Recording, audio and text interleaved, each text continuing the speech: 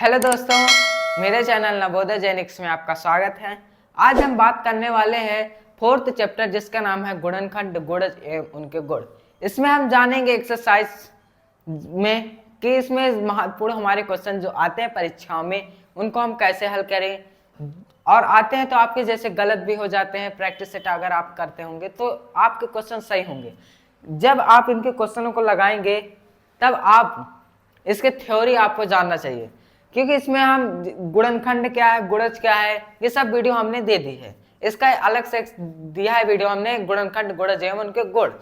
तो अगर आपने उसे नहीं देखा है तो प्लीज जाकर आप देख लीजिए। आज हम इसमें महत्वपूर्ण क्वेश्चनों को करेंगे। तो चलिए स्टार्ट करते हैं हम, आप करना ज्यादा समय लेते हुए क्वेश्चनों को। तो यहाँ पर आपको जो पहला क्वेश्चन आता है वो क्या कहता है, 8 के सभी गुणनखंड लिखिए। क्या लिखिए, 8 के सभी गुणनखंड लिखिए। सभी गुणनखंड बताइए। तो 8 के सभी गुणनखंड, तो गुणनखंड क्या होते हैं कि 8 किस किस संख्याओं से क्या है, कट रही है। तो 8 लिखा हमने, तो 1 से कट रही है, और किससे 2 से कट रही है, और किससे 4 से कट रही है, और किससे 8 से। यहां तक आपको समझ में आ गया, क्वेश्चन हो गया एक। अब इसमें और इसके अलावा है क्या, कोई नहीं है, तो आंसर क्या हो गया, 1 2 4 और 8 हो गया, यही आंसर है। ऑप्शन में आएगा तो ऑप्शन में जो ये हो आपको टिक कर देना है। अब जैसे दूसरा क्वेश्चन आपको कह रहा है कि 6 के प्रथम 5 गुणजों की संख्या बताइए। क्या बताना है, 6 के प्रथम 5 गुणज लिखिए। 5 गुणज लिखिए। तो इसमें आप क्या करेंगे, गुणज का मतलब हमने बताया था कि गुणज कैसे निकाले, उसी संख्या का पहाड़ा कर दो, पहाड़ा लिख दो, वही गुणज है। तो कह रहा 5 प्रथम मतलब शुरू के जितने हो, तो शुरू के आपने लिखा 6 का 6, 6 दूना 12, 6 त्रिक 18, फिर 6 चौको 24, 6 पंचे 30। तो कितने, 1 2 3 4 5, 5 है और शुरू के हैं, तो गुणज हो गए ना आपके 6 के प्रथम 5 गुणज। तो यही आंसर है, हो गया। अब जैसे आपका थर्ड क्वेश्चन कह रहा है,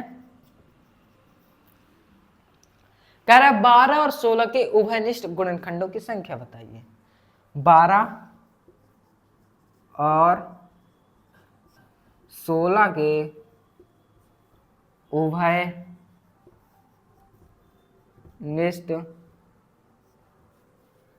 गुणनखंड बताइए। गुणनखंड बताइए। ध्यान देना, गुणज और गुणनखंड में बहुत अंतर है। गुणज का मतलब पहाड़ा होता है, गुणनखंड मतलब किस किस संख्या से डिवाइड हो रही है। अब कह रहा 12 और 16 के उभयनिष्ठ गुणनखंड, तो हमने उभयनिष्ठ गुणनखंड निकालना आपको बताया था। कैसे बताया था कि 12 का पहले निकाल लो और 16 का गुणनखंड निकाल लो, फिर उसमें से जो मिल रहे हैं दोनों में समान हो, उभय का मतलब क्या होता है, समान हो, तो वही हो गया आपका आपको उभयनिष्ठ गुणनखंड। जैसे 12 का हमने निकाला, कितना आया, 1 से कटेगा ये, और 2 से कटेगा, और 3 से कटेगा, और 4 से कटेगा, और किससे कटेगा, 6 से, और 12 से। अब जैसे आपका आता है 16 से, तो 16 से आप क्या करेंगे, 1 से कट रहा है, फिर 2 से कट रहा है, और किससे कट रही है संख्या, 4 से कट रही है, और किससे बताइए, 8 से कट रही है, फिर 16 से। तो अब इसके अलावा और कोई गुणनखंड हो सकते हैं क्या, नहीं। तो इसमें अब देखिए कौन सेम है, तो कौन कौन से सेम है, 1 है, फिर और दोस्तों बताइए 2 मिल रही है, और कौन सी है, 4 मिल रही है, और बताइए अब तो कोई नहीं मिल रही। तो इसके फिर इनको लिख लीजिए, 1 और 2 और 4। तो इसके आंसर क्या हो जाएगा, जिस ऑप्शन में 1 और 2 4 आपका ऑप्शन सही होगा। जैसे इसमें कोई भी ऑप्शन दिया, जैसे आपके सी ऑप्शन है ये, 1 2 और 4, तो इसका आंसर कितना हो जाएगा, सी। आ गया यहां तक कि 1 और 2 4 आपके उभयनिष्ठ गुणनखंड हैं। यहां तक आपको क्वेश्चन समझ में आ गए होंगे। चलिए अब हम दोस्तों अगले क्वेश्चन की ओर बढ़ते हैं। अगला क्वेश्चन आपको कह रहा है एक अभाज्य संख्या के कितने गुणनखंड होते हैं। कह रहा एक अभाज्य संख्या के कितने गुणनखंड होते हैं। अब आपकी जो अभाज्य संख्या कोई भी हो जाए तो उसकी गुणनखंड निकालना क्या, तो अब आपको अभाज्य संख्या आ रही होगी कि जो एक और स्वयं के अतिरिक्त किसी संख्या से ना कटे। तो जैसे हमने लिया 35, 5 आपको पता है 5 एक अभाज्य संख्या है, तो इसका हमने किया गुणनखंड किया 1 और 5। क्या इसके अलावा और किसके गुणनखंड हो सकते हैं, और कोई अभाज्य संख्या बताइए। जैसे आपके दिमाग में आ रही होगी 15, पर 15 तो भाज्य संख्या हो गई, और ढूंढिए आपके। जैसे आपके दिमाग में आ रही होगी 17, 17 क्या हो जाएगी 1 और 17। इसके अलावा और इसके गुणनखंड है, और कोई अभाज्य संख्या बताइए आप। 19, 1 और 19 के अलावा और कोई संख्या नहीं है, और कोई अभाज्य संख्या ढूंढिए।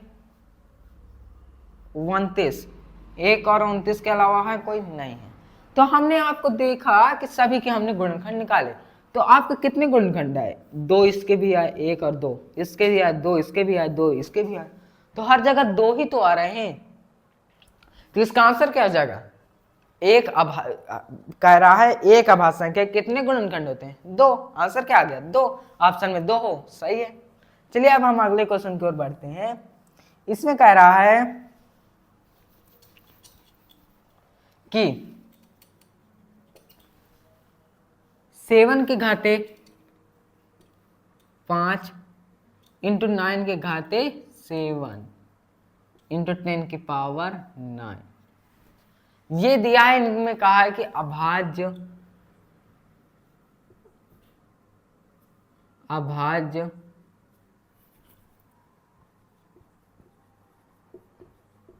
गुणनखंड की संख्या बताइए, अभाज्य गुणनखंडों की संख्या बताइए। तो आप इसको दोस्तों कैसे करेंगे, तो इसके लिए आपको मैं बता दूं कि इसमें आपको पहले 7 का 5 है, जो इसमें फैक्टर हो रहा मतलब कट रही संख्या, उसे आप काट देना है। तो 7 की घाते 5 हो गए, 9 कट रही है ना 3 से, तो इसको आप 3 की घाते 7 इंटू 3 की घाते 7, और फिर 11 नहीं कट रहा 11, लेकिन आपको ध्यान में ना आ रहा होगा कि 3 की घाते 7 इंटू 3 की घाते 7 कैसे कर दिए, क्योंकि यहाँ पर 9 के घाते 7 है। तो जब इसको डिवाइड किए आधा आधा कर दिए इसको, तो इसको भी कर दीजिए आधा आधा। नहीं, हम जैसे आपको समझा दिए, जैसे 4 के घाते 2 है, ठीक है, इसका मान कितना हो जाएगा 4 गुणे 4 बराबर 16। अगर इसी को हम डिवाइड कर दे, 2 के घाते 2 लिख दे गुणे 2 के घाते 2 लिख दे, घात सेम कर दे और इसका क्या 4 का डिवाइड कर दे, 2 गुणे 2 बराबर 4 होता है, तो इसका मान क्या परिवर्तित हो जाएगा क्या, नहीं, 2 के घाते 4 आएगा, इसका भी 2 घाते का 4 आएगा गुणे में, तो 16 ही तो आ रहा है। तो इसको हमने 9 के घाते 7 को क्या कर दिया 3 के घाते 7 गुणे 3 के घाते 7। अब आपको जब यहाँ पर पूरे फैक्टर हो जाए, अभाज्य संख्या है केवल, तब आपको घातांकों को जोड़ देना है। तो 5 + 7 + 7 + 9, इसे हम घातांक बोलते हैं। तो हमने घातांकों को क्या कर दिया, जोड़ दिया। तो आंसर कितना आया 9 7 16, 16 7, बताइए 7 5 12 आ गया, 12 7 कितना हो गया आपका 19, 19 9 28। तो आंसर क्या आ गया आपका 28। तो अभाज्य गुणनखंडों की संख्या कितनी आ गई 28। ऑप्शन में अगर 28 29 30 दे रहा, तो आंसर आपको किस में टिक करना है 28 में।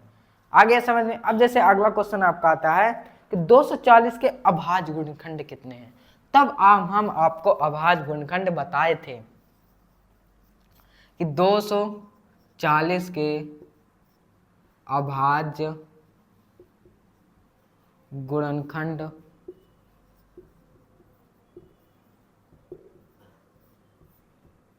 क्या होंगे। तो 240 के अभाज्य गुणनखंड निकालना हमने आपको बताया था कि आप 240 लिखेंगे,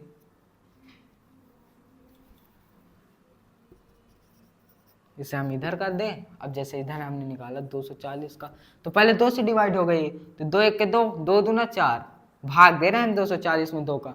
फिर हमने 2 छंग 12, 2 छंग 12, 0 उतर आया। फिर हमने 2 से दिया तो 30 आया। फिर हमने 3 2 से किया तो 15 आ गया, तो हमने 3 से किया, फिर 3 5 15, फिर 5 से किया तो 1 आ गया। तो अभाज्य गुणनखंडों की संख्या कितनी आई आपकी? 2 2 2 2 2 3 5, ये आपके क्या अभाज्य गुणनखंड है। तो इसमें संख्या कितनी? 1 2 3 4 5 6, 6 आपके अभाज्य गुणनखंडों की क्या हो गई? संख्या हो गई 6। लेकिन आपसे पूछ लेता कि अभाज्य गुणनखंड क्या होंगे, लैंग्वेज आपको समझना, अभाज्य गुणनखंड क्या होंगे, तब आपको फिर लिखना होगा अभाज्य गुणनखंड और कर दें अथवा। तो जब आपसे पूछ ले अभाज्य गुणनखंड क्या होंगे, तब आपको लिखना होगा आंसर में 2 गुणे 2 गुणे 2 गुणे 4 12 गुणे 3 5, ये आंसर होगा फिर। लेकिन अगर संख्या पूछ रहा है तो 6 बताना, लेकिन अभाज्य गुणनखंड बता रहा है तो इसको इस तरह लिखना है। आपके ऑप्शन पर डिपेंड करता है, अगर आपका ऑप्शन इसमें आ रहा है, इसमें आ रहा है, तो किसी में आप आंसर दे सकते हैं। यहाँ तक मैं जितने क्वेश्चन कराया, मैं आशा करता हूँ कि आपको अच्छी प्रकार से समझ में आ रहे होंगे। अब जैसे मैं अगला क्वेश्चन की ओर बढ़ता हूँ, तो कहता है 3 और 6 का प्रथम उभयनिष्ठ गुणज है। बढ़िया सवाल है। आपको अभी गुणनखंड हम उभयनिष्ठ समझा रहे थे। अब जैसे क्वेश्चन आ गया कि 3 और 6 का प्रथम गुण उभयनिष्ठ गुणज है, क्या है? 3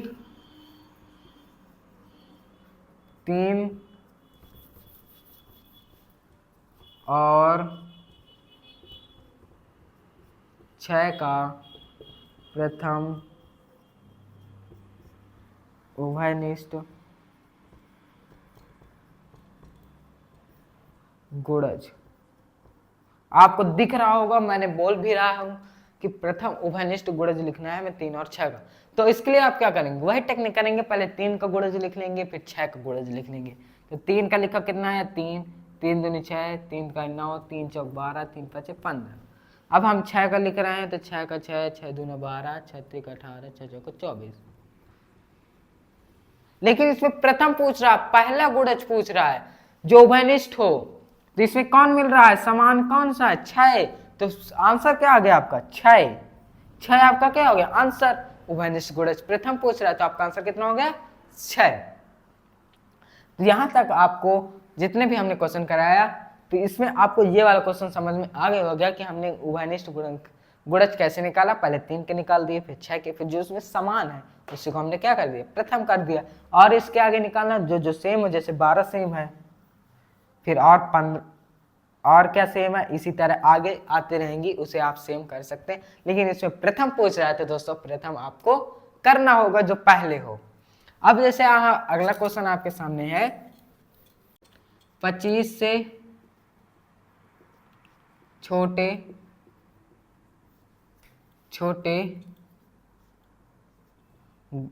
3 के गुणजों की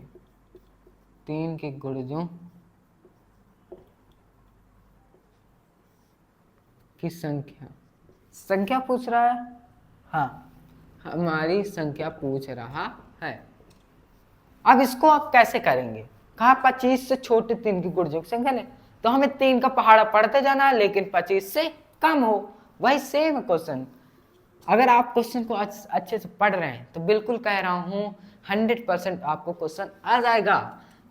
इसमें करना क्या है? 3 की गुणजों की संख्या निकालना है जो 25 से कम हो। 3 का पहाड़ा लिखते जाओ, 3 3 दूनी 6, 3 का 9, 3 चौक 12, 3 5 15, 3 6 18, 3 7 21, 3 8 24, 3 और 27, 3 9 30।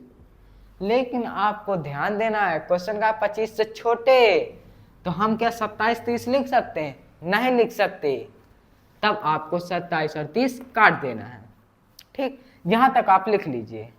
अब आपको कह रहा है गुणजों की संख्या बताइए, गिन लीजिए। 1 2 3 4 5 6 7 8। तो गुणजों की संख्या कितनी आ गई? 8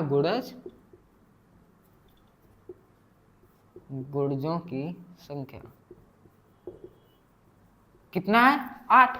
ऑप्शन में 8 हो, टिक कर दीजिए, आपका आंसर सही हो जाएगा। आज जैसे आपके सामने क्वेश्चन है, प्रत्येक विषम संख्या का गुणनखंड है, मतलब प्रत्येक विषम संख्या हो, विषम संख्या कोई भी, लेकिन गुणनखंड हो प्रत्येक का, तो बताइए क्या होगा। जैसे आपने क्वेश्चन लिख दिया प्रत्येक, ऑप्शन भी दिए हैं, इसके ऑप्शन भी बोले दे रहा हूं, प्रत्येक विषम संख्या का गुणनखंड है।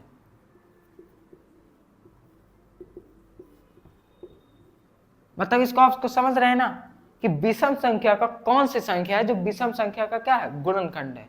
चाहे कोई सी भी विषम संख्या हो, सभी का गुणनखंड है। तो ऑप्शन में जैसे आपको दिया, हम बता रहे बी, आपको इसको बताना है, फिर 3, फिर 5।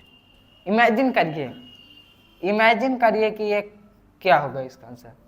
कल लिए होंगे आपने कहा प्रत्येक विषम संख्या गुणन, जीरो है, नहीं है, जीरो किसी का गुणनखंड नहीं होता, क्योंकि जीरो हो जाएगा फिर।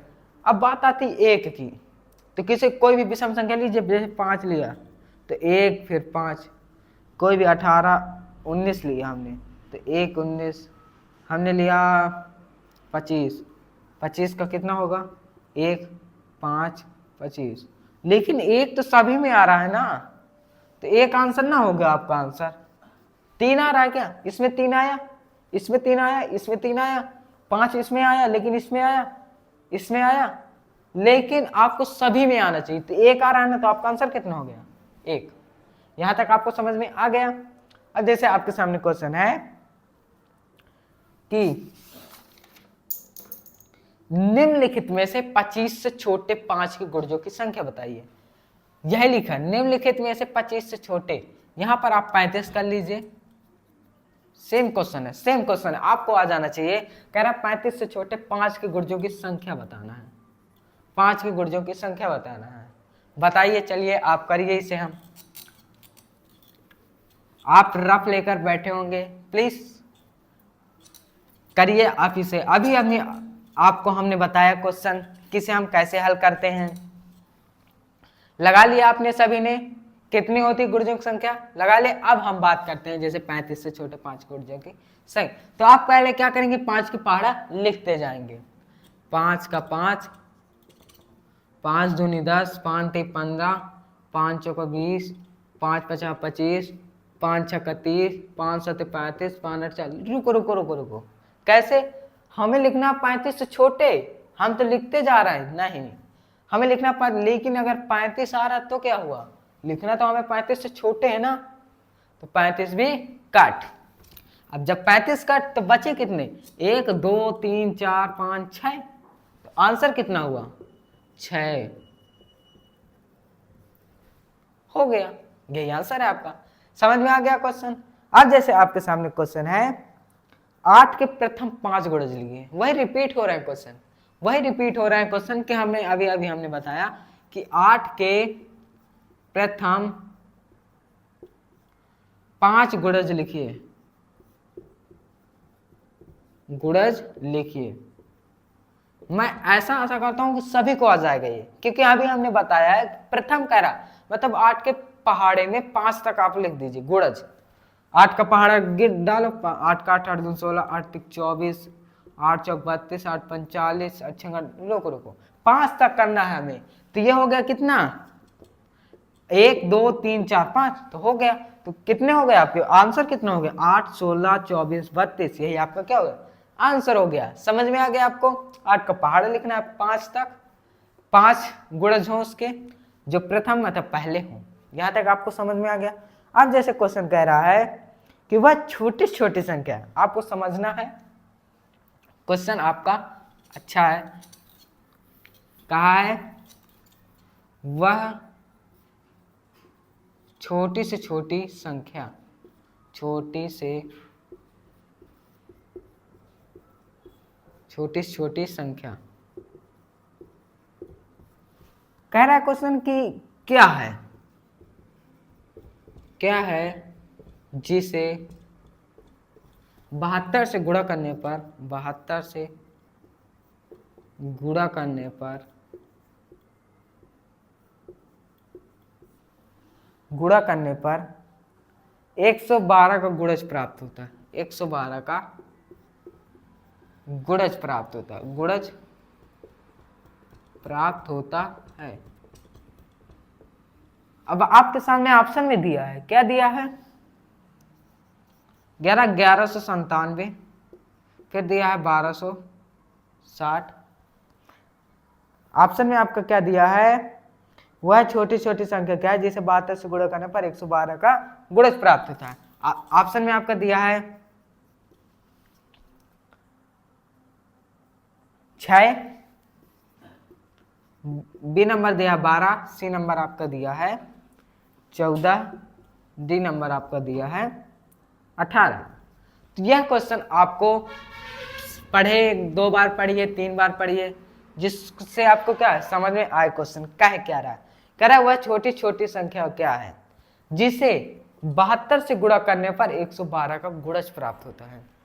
इसके लिए आप क्या करेंगे कि आपको पहले इसका एलसीएम निकाल लेना। कह रहा छोटी छोटी, हमने बताया था लघुत्तम समापवर्तक की, अगर आपने वीडियो पढ़े होगी या फिर आपने कभी पढ़ा होगा लघुत्तम, कि अगर छोटी छोटी कह रहा था तो उससे हम लासा निकालते हैं। तो पहले हम इस संख्याओं के क्या है लासा ले लें, दोनों संख्याओं के लासा लेने का हमारा क्या काम है। अगर हम लासा ले लेंगे 72 और 112 का, तो जो संख्या हमारी प्राप्त होगी वह 112 से भी कट जाएगी और 172 से भी कट जाएगी, ये फिक्स हो जाएगा। तो हम पहले ले लेते हैं आपको लासा। तो यहां पर आपको हमने लासा लिया।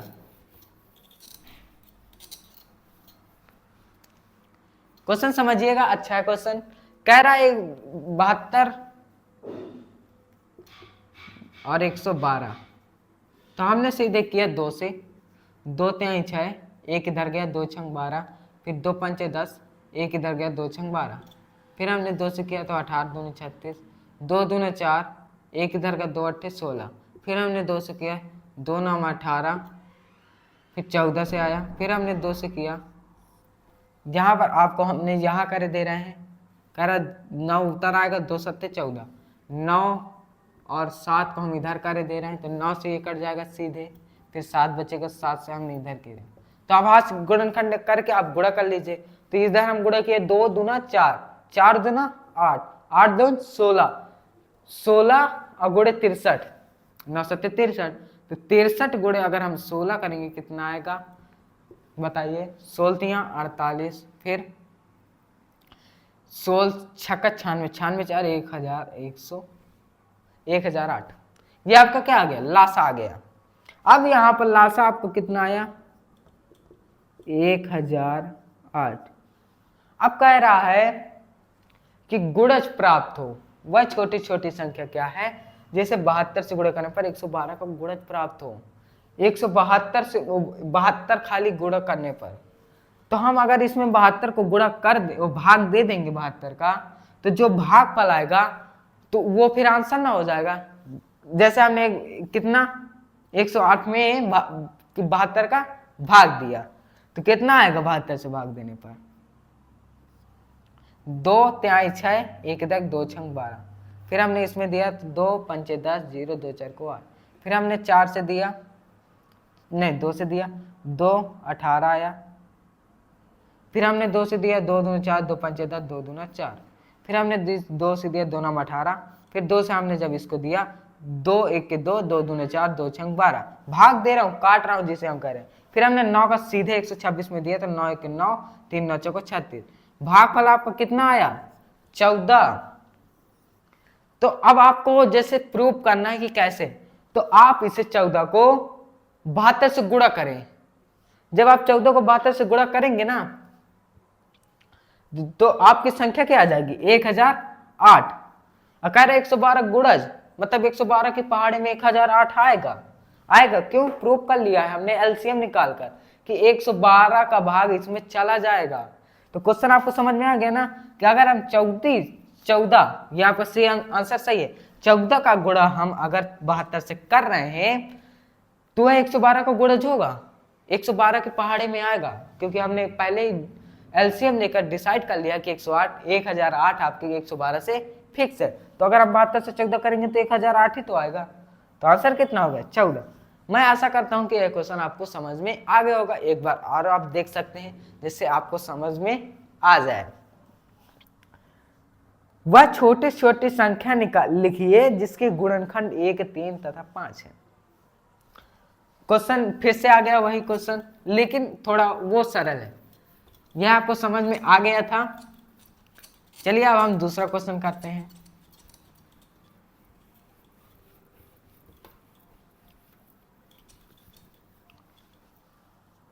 करा वह छोटी छोटी संख्या लिखिए जिसके गुणनखंड 1 और 3 तथा 5 है।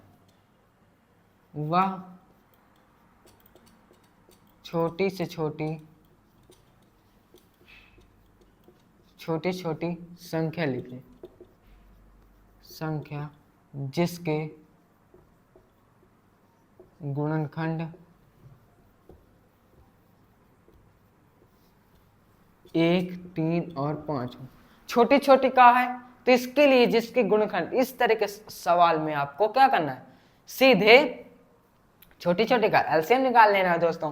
तो एलसीएम निकालेंगे 1, 3 और 5 का, तो किससे जाएगा, सीधे 3 से। 3 1 के 3, 5 फिर 5 से, तो 1 1 1 1 आ गया इधर, तो 5 3 15, तो वह छोटी छोटी 15 ना हो गई जिसके गुणनखंड 1 और 3 5 है। आ गया आंसर, आ गया ना आपका आंसर 15। एलसीएम लीजिए, जो आया आपको 15 आंसर आ गया आपका। ये इस तरह आपके क्वेश्चनों को कर सकते हैं। अब जैसे अगला क्वेश्चन आपको कह रहा है कि 640 का भाज्य गुणनखंड होगा, वह रिपीट हो रहा है क्वेश्चन। कह रहा है 640 के अभाज्य गुणनखंड लिखिए। तो अभाज्य गुणनखंड कैसे निकलेंगे आप, 640 का अभाज्य गुणनखंड लिखिए। अभाज्य गुणनखंड कैसे निकालते हैं, इस तरह, पहले आप 2 से भाग देंगे तो 2 त्याई 6, 2 दूना 4, फिर आप 2 से देंगे तो 2 1 के 2, फिर एक इधर गया तो 2 छंग 12, फिर आप 2 से देंगे तो 2 8 16, फिर आप 2 से देंगे तो 40 आ जाएगा, फिर 2 से किया 20 आ जाएगा, फिर 2 से किया 10 आ जाएगा, फिर 2 से किया 5 आ जाएगा 5। अगर आपको कम दिख रहा हो तो फिर से आप कर भी लेंगे, रात में यही आएंगे। क्या क्या लिखा हमने, 2 गुणे 2, 2 गुणे 2 गुणे 2, 1 2 3 4 5 6 7, 7 बार है 2, तो 2 गुणे 2 गुणे 2, कितने बार है, 1 2 3 4 5 6 7, 7 बार आपके क्या है, 2 है। अब यहां पर गुणे 5 भी है, तो अभाज्य गुणनखंड लिखिए, ना कि संख्या लिखिए। तो आपका आंसर कितना हो गया, 2 गुणे 2 गुणे 2 गुणे 2 गुणे 2 गुणे 2 गुणे 5। ऑप्शन में भी आपका यही दिया है आंसर। चलिए अब हम, समझ में आ गया है क्वेश्चन आपको, अभाज्य गुणनखंड लिखना था, यही क्वेश्चन है। अब जैसे क्वेश्चन आपसे पूछ लिया कि 6 के पहले 4 गुणजों का योग है,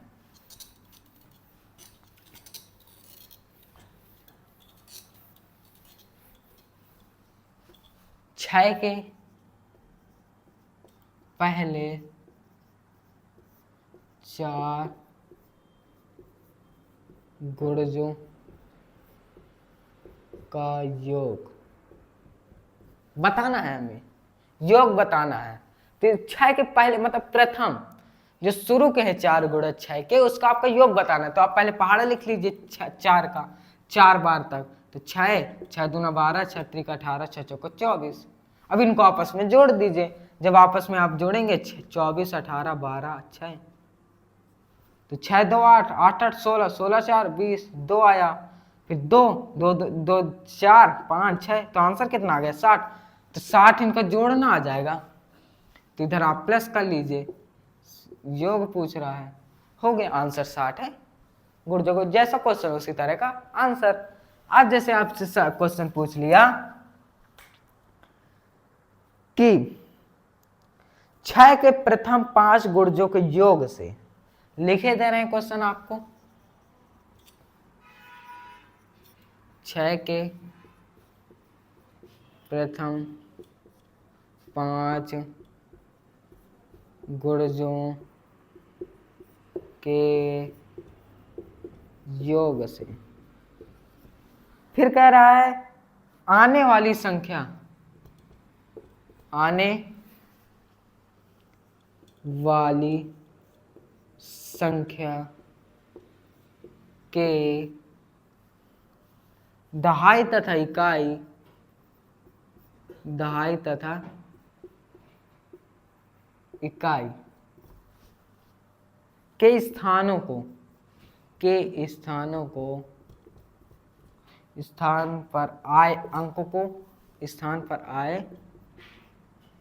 अंकों को, अंकों को अंतर है, अंकों का अंतर है, अंतर मीन्स घटा देना है। तो यहां पर आप दोस्तों देख सकते हैं क्वेश्चन आपका क्या है, 6 के प्रथम 5 गुणजों के योग से आने वाली संख्या के दहाई तथा इकाई के स्थानों पर आए अंकों का अंतर। क्वेश्चन तो इतना बड़ा दिया है लेकिन आपको समझने की जरूरत है। क्वेश्चन पहले आराम से धीरे से पढ़िए। कह रहा है 6 के प्रथम 5 गुणजों का योग से आने वाली संख्या के, पहले यहां तक आप निकाल लीजिए, पहले आप 6 के प्रथम 5 गुणजों का योग निकाल लीजिए। तो हमने अभी लिखा था यहाँ पर कि 4 गुणजों को निकाला था, इधर आप जोड़ दीजिए प्लस 30 कर दीजिए। 6 का 6, 14 36 का 18 6 24 56 33, 5 गुणज कक्के कर दिया आप, योग कर देते, इसका आंसर कितना आ जाएगा, जोड़िए आप। पहले यहां तक के आंसर का कितना था, 60 आ रहा था आंसर, तो प्लस में 30 कर दिए तो कितना आ गया, 90। आप प्लस करके भी देख सकते हैं, इसका आपका 90 योग आ गया। अब 90 आ गया, अब यहां तक कह रहा है योग से आने वाली संख्या, यहां तक आपको क्वेश्चन सॉल्व, 90 आ गया।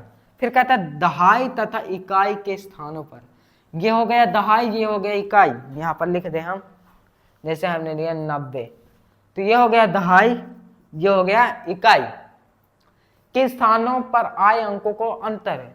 हमें 9 माइनस 0 करना है, ये दहाई हो गया इकाई हो गया, तो इनको आपस में घटा दो। आंसर कितना है, 9 में 0 गए 9, आंसर आपका आ गया 9 आ गया अंतर। समझ में आ गया ना क्वेश्चन, आप फिर से देख सकते हैं। क्या हमने कि 9 और 0 में हमने माइनस कर दिया, दहाई और इकाई में माइनस कर दिया, घटा दिया, तो आंसर कितना आ गया 9।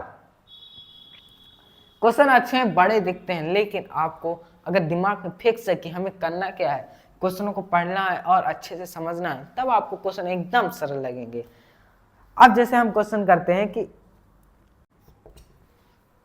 तो यहां पर आप दोस्तों देख सकते हैं क्वेश्चन का एक संख्या 50 से कम है और 7 की गुणज, कुल 7 की गुणज है और कुल 3 गुणनखंड है, संख्या ज्ञात कीजिए। ऑप्शन आपके सामने दिए हैं कि 14, सेकंड नंबर दिया है 42, थर्ड नंबर दिया है 49 और डी नंबर दिया है आपका 37। तो अब आप देखेंगे यहां पर जैसे 37 दिया है, तब आप क्या करेंगे, 50 से कम है तो पहले आप देखेंगे जो सबसे 49 देखेंगे, 49 क्योंकि 50 से थोड़ा सी कम है और 7 की गुणज भी है, 49। लेकिन क्या इसके 3 गुणनखंड है, अभाज्य गुणनखंड। यहां पर क्या होगा, 3 अभाज्य गुणनखंड होगा, 3 अभाज्य गुणनखंड। क्या हो गए, 3 अभाज्य गुणनखंड। तो क्या इसके 49 के 3 अभाज्य गुणनखंड है, चेक कर ले रहे हैं। ये किसे करेगा, 7 से, फिर 7 7 49 60, इसके तो 2 ही गुणनखंड हैं, तो ये कैंसिल, हमें 3 अभाज्य गुणनखंड देखना है, ये कैंसिल। अब आपकी आती है 42, ये 12 नहीं 42 है, ये आपकी क्या आ गई 42। अब यहां पर आप 42 को चेक करेंगे, 42 50 से कम है, बिल्कुल कम है, फिर 7 की गुणज है, सचिंग 42 कट रही। अब 3 अभाज्य गुणनखंड है, चेक कर ले रहे हैं 42, 2 से जाएगा 2, 2 दूना 4 1, 2 2 छंग, 2 दूना 4 2 1 के 2, फिर 2 3 से कटेगा, 3 7 21, 7 से कटेगा 7 1 1। इसके तो 3 है गुणनखंड, 7 से गुणज भी है ये और 50 से कम भी, तो आंसर कितना हो गया 42। समझ में आ गया आपको, यहां आपका 42 आंसर सही है। सवाल तो इतना बड़ा दिया, लेकिन अगर आपको समझ में आ गया तो अब आप क्वेश्चन इतना बड़ा दिख रहा होगा, कितना बड़ा, इतना बड़ा, समझ में आ गया। अब जैसे आपका क्वेश्चन है कि बताइए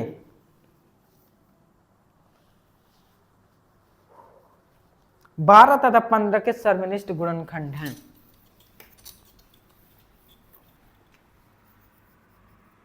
12 और 15 के सर्वनिष्ठ गुणनखंड है। सर्वनिष्ठ का समझ रहे हैं ना, उभयनिष्ठ। सर्वनिष्ठ क्या होता है? सभी जगह, सभी जगह मतलब 12 और 15 में दोनों हो, उभय हो, दोनों समान हो।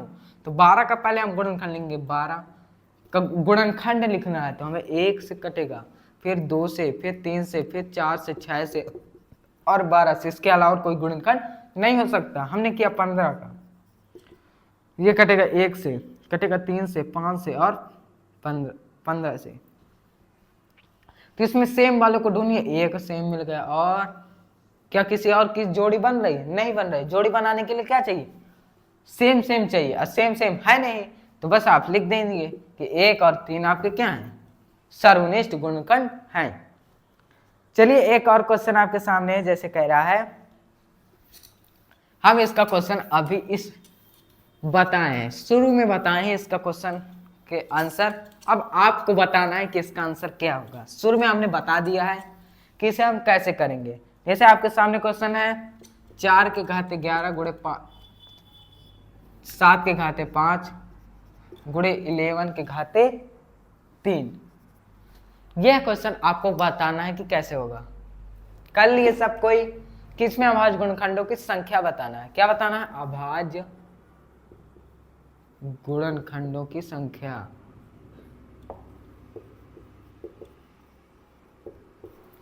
तो आप इसे कर लिए होंगे। पहले आप फैक्टर करेंगे, कोई भी संख्या डिवाइड ना हो, अभाज्य हो। तो इसमें 4 है तो 2 के घाते 11 गुणे 2 के घाते 11। इसे हम पहले बता चुके हैं, 2 के घाते 11 और 2 के घाते 11 हम कैसे किए। अब हमने किया 7 के घाते 5, फिर इंटू किया 11 के घाते 3। तो अब आपको जैसे अभाज्य गुणनखंड हो गए, अब घातांकों को क्या कर दिया, आप जोड़ दीजिए, 11 + 11 + 5 + 3। तो 11 11 22, 22 5 27, 27 3 30। तो अभाज्य गुणनखंडों की संख्या कितनी आ गई? 30। अब लास्ट क्वेश्चन आपका क्या कह रहा है, चलिए समझिए उसी का।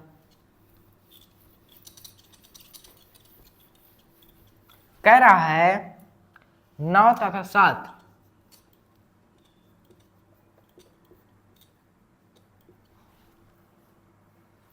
दोनों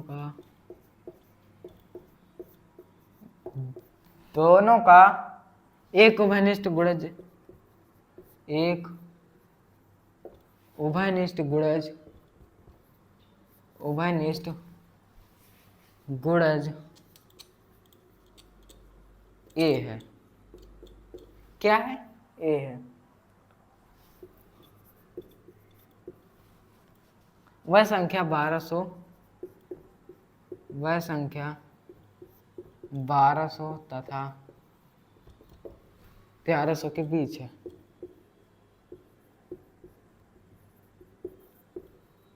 बीच है, बीच में है। तब ए क्या होगा?